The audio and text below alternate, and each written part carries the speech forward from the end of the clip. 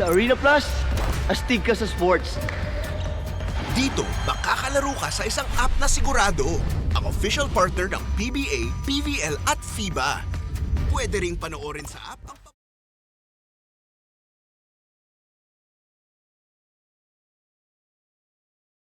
34 na po ng nagmamagandang umaga. Kaya naman po sa lahat po ng mga bumabiyahe na po at maaari pa na po for today's video. Halika na at wag na po natin patagalin ang ating traffic update. Hatid po sa atin ng Arena Plus. Bago ang lahat, ngayon po ay April 30 at Tuesday po ngayon. Panggang driver, silipin na po muna natin ang lagay ng EDSA southbound lane. Hello naman po. Talaga naman po, kamusta ka sa mga papa drivers natin dyan, mga panggang drivers and mama drivers natin dyan na umaariba sa area po ng Cubao. Hi po! Naku, balita ko talaga naman po sing bagal po ng internet connection ninyo.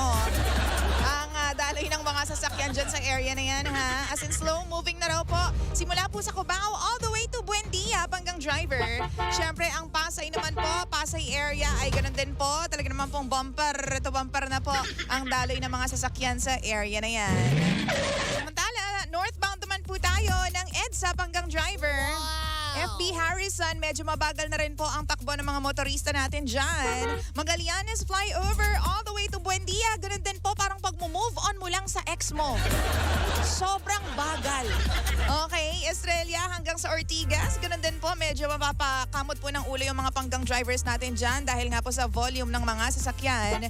Ganun din ha, sa Connecticut area all the way to Bonnie Serrano. Mabigat din po ang daloy ng traffico.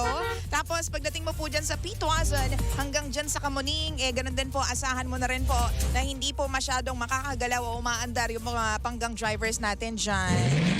Moderate naman po ang takbo ng mga sasakyan pagdating mo dyan sa SM North. Panggang driver, kung ikaw naman po ay talagang naman pong babagtas dyan po sa area po ng C5 southbound lane. Congratulations! Isang spot lang po ang medyo matraffic po dyan sa area na yan. Magsisimula po yan sa Bagong Bayan hanggang ikaw po ay makarating sa East Rembo, panggang driver, ha? Samantala, northbound naman po tayo ng C5 sa lahat po ng mga dadaan at gagamit po ng area ng Taguig all the way to Bonifacio, Global. Talaga naman pong mabigat na po ang daloy ng mga sasakyan. Sing bigat mo, ate. Mag-diet ka na. Nakakaloka ka, ate. Oy, sa Market, all the way to Shaw Boulevard, ganun din po, parang pagong na po yung galawan po ng mga sasakyan dyan. Mabagal na po talaga. Pero pag alis mo dyan sa Shaw area, tuloy-tuloy naman po at wala na po tayong nakikitang problema, panggang driver. Ay, sana lahat walang problema, di ba? In fairness naman. Ngayon po ay Tuesday, panggang driver. So, naku, sabi ko nga, di ba, kapag Tuesday, dyan po nag-adjust po ang mga presyo po ng produktong petrolyo. And again, congratulations po sa ating lahat. Dahil ang diesel po, meron pong rollback ngayong araw na ito.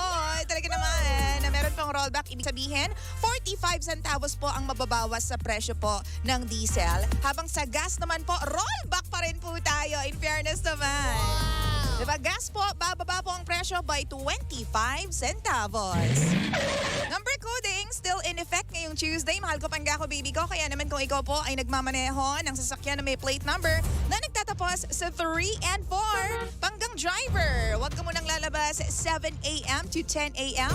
Tapos mamayang alas 5 po ng hapon hanggang alas 8 ng gabi. Energy FM. Energy FM. Traffic Update. This segment was brought to you by Arena Plus. Huwag mo sabihin